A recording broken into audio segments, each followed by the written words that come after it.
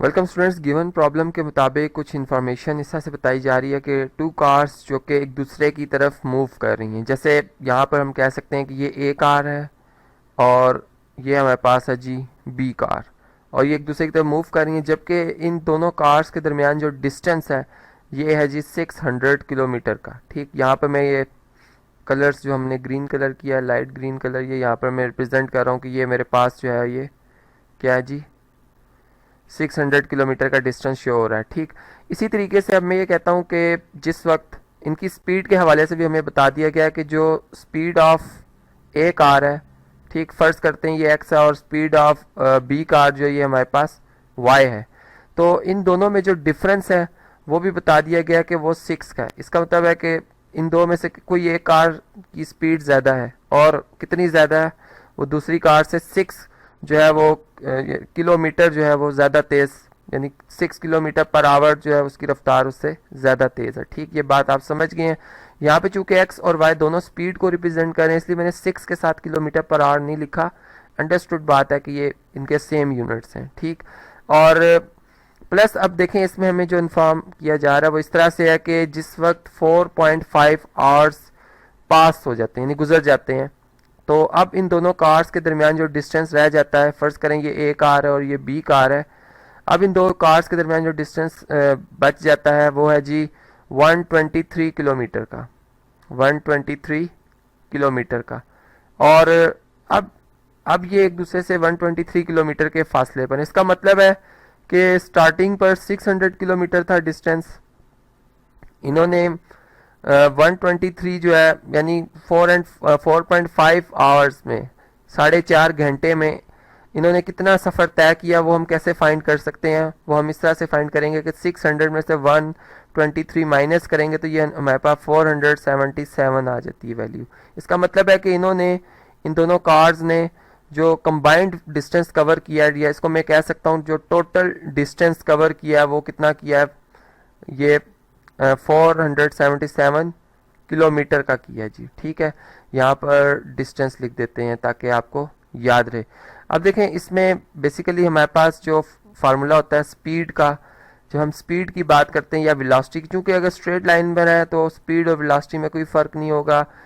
ठीक है, तो ये हम जानते हैं कि ये यानी जो रेशो होती है स्पीड, ये basically distance divided by time होती है। ठीक है, और अगर हम यहाँ पर देख लें कि हम किसी भी चीज़ की जब रफ्तार निकाल रहे होते हैं तो हम देखते हैं कि उसने कुल फासला या इसने कितना काम कितने टाइम में किया। ठीक है, तो वो हम उसका रेट जो ले रहे होते हैं वो बेसिकली स्पीड होती है। तो यहाँ पर चूँकि एक दूसरे की तरफ दोनों जो है कार्स मूव कर रही हैं, इसका मतलब है कि इस केस में इन दोनों की जो स्पीड है वो ऐड हो जाएगी। ये बात आप समझ रहे हैं।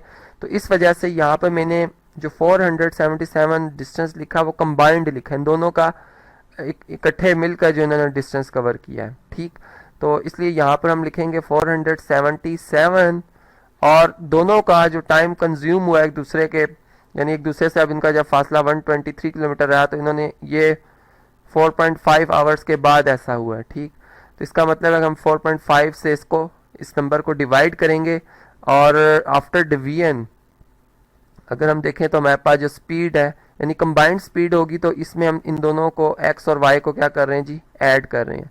ये बात मैंने ऊपर भी आपको बताई थी। और ये अगर 477 को 4.5 से डिवाइड किया जाए तो ये 106 आता है। इसके भी यूनिट वही होंगे किलोमीटर पर आवर, लेकिन मैं यहाँ पर यूनिट नहीं लिखूँगा, मैं सिंपल एक इक्वेशन लिखूँगा जो इस तरीके से हमारे पास आ गई। ये हमारे पास है जी इक्वेशन नंबर 2।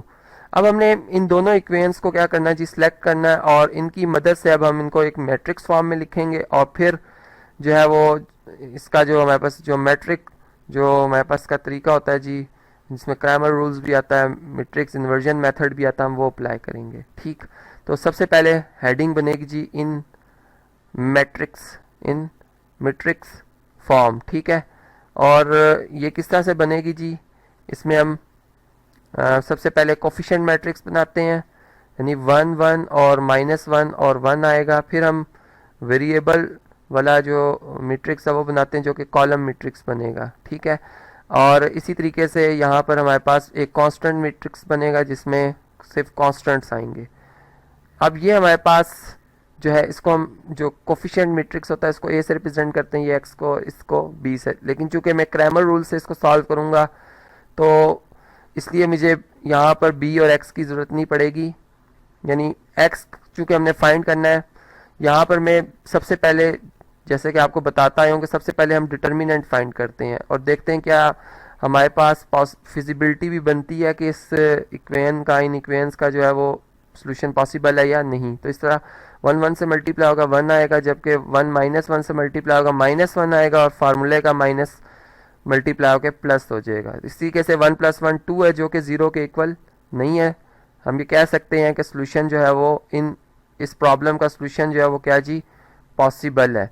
और अब उसके बाद क्रैमर रूल्स के मुताबिक जो हम क्रैमर रूल्स में इक्वेशंस बनाते हैं, अब हम उस पर गौर कर लेते हैं। यहाँ पर चलें इस साइड पे लिखते हैं, यहाँ पर थोड़ा सा हमारे पास स्पेस अवेलेबल है। चलें जी देखें, यहाँ पर हम लिखेंगे बाय क्रैमर्स रूल, ठीक है। और क्या भी इस क्रैमर रूल्स में किस तरीके से हम एक्स और वाई जो हमारे पास अननोन क्वांटिटीज़ है कैसे फाइंड करते हैं। ये इक्वल होती हैं जी एक्स इक्वल टू है जी determinant of A x matrix divided by A matrix, जबकि वाई इक्वल होता है determinant of A y matrix divided by A determinant, ठीक।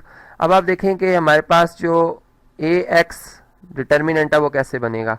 हमारे पास ये कोफिशिएंट्स जो हैं 1 और 1, ये बेसिकली एक्स के कोफिशिएंट है, दोनों इक्वेशंस में एक्स वेरिएबल के कोफिशिएंट है। इनको हम रिप्लेस कर देंगे जो हमारे पास कांस्टेंट वेरिएबल कांस्टेंट जो हमारे पास कांस्टेंट मैट्रिक्स है उसके कॉलम से, यानी 6 और 106 से 106 से इसको हम रिप्लेस कर देंगे। और जबकि हमारे पास जो कोफिशिएंट मैट्रिक्स में जो सेकंड कॉलम है वो एज इट इज़ रहेगा, डिवाइडेड बाय हमारे पास ए डिटर्मिनेंट जो कि अभी हमने देखा था 2 के इक्वल आया। इसी तरह जब हम y की बात करेंगे तो इसमें हम क्या करेंगे जी, y इक्वल टू आ जाएगा डिटर्मिनेंट ऑफ, अब इसमें हम जो हमारा फर्स्ट कॉलम है उसको हम उसकी एंट्रीज को चेंज नहीं करेंगे, जो हमारे पास सेकंड कॉलम है उसको हम रिप्लेस कर देंगे जी कांस्टेंट से 6 और 106 से। इस तरीके से ये हमारे पास 106 और फिर इस तरह से ये डिटर्मिनेंट क्लोज होता है डिवाइडेड बाय ए डिटर्मिनेंट जो कि 2 के इक्वल है। अब हमने इनको सिंप्लीफाई करना है और इस हमारा जो जवाब है वो हमें मिल जाएगा। यहाँ पर चलें जी इसको सेपरेट करने के लिए मैंने लाइन लगाई है। x जो है इक्वल टू आ जाएगा, देखें 6 को 1 से मल्टीप्लाई करेंगे 6 आएगा, जबकि 106 को -1 से मल्टीप्लाई करेंगे ये हमारे पास नेगेटिव का 106 आएगा जो कि फिर ऐड हो जाएगा 6 में और डिवाइडेड बाय आ रहा है जी 2। और अगर हम यहाँ पे देखें तो हमारे पास जो y है 1 इंटू 106 ये हमारे पास 106 आएगा, -1 इंटू 6 क्या बनता है जी 6 ही बनता है, यहाँ पे 6 आ जाएगा डिवाइडेड बाय 2। इस तरीके से अगर हम इसको मज़ीद आगे सिंप्लीफाई करते हैं तो ये 112 बन जाएगा डिवाइडेड बाय 2, जबकि यहाँ पर हमारे पास जो है वो 100 डिवाइडेड बाय 2 आ जाएगा। और अब अगर हम इन्हें मज़ीद सिंप्लीफाई करें तो ये बात हमारे सामने आती है कि x जो है ये इक्वल टू आ जाएगा जी 56 के, ठीक है। 2 और 112 जो है वो कैंसिल हो गए हैं, यहाँ से 2 1s are 2 और 2 5s are 10 और 2 6s are 12, ठीक। और इसी तरह से 2 1s are 2, 2 5s are 10 और 2 0s are 0, तो 50 आ जाता है। तो y की वैल्यू जो हमारे पास आ रही है वो 50 आ रही है। अब आप ये देखें कि जो हमें इंफॉर्मेशन बताई गई थी कि इन दोनों स्पीड्स में जो डिफरेंस है वो 6 का वो हमें नज़र आ रहा है, तो हम लास्ट में ये लिखेंगे therefore speed of cars are, ठीक है। देयरफॉर स्पीड ऑफ, चूंकि हमने स्पीड फाइंड करनी थी, स्पीड्स ऑफ या स्पीड कर लेते हैं जी, स्पीड ऑफ कार्स आर। कौन कौन सी जी स्पीड्स आई हैं, एक आई है 56 किलोमीटर पर आवर और दूसरी आई है जी 50 किलोमीटर पर आवर। तो ये था जी हमारा वो प्रॉब्लम जिसको हमने एक डेली लाइफ का प्रॉब्लम था, जिसको फिर हमने मैट्रिक्स फॉर्म में लाकर तब्दील करके इसको मैट्रिक्स की मदद से जो है वो सिंप्लीफाई किया।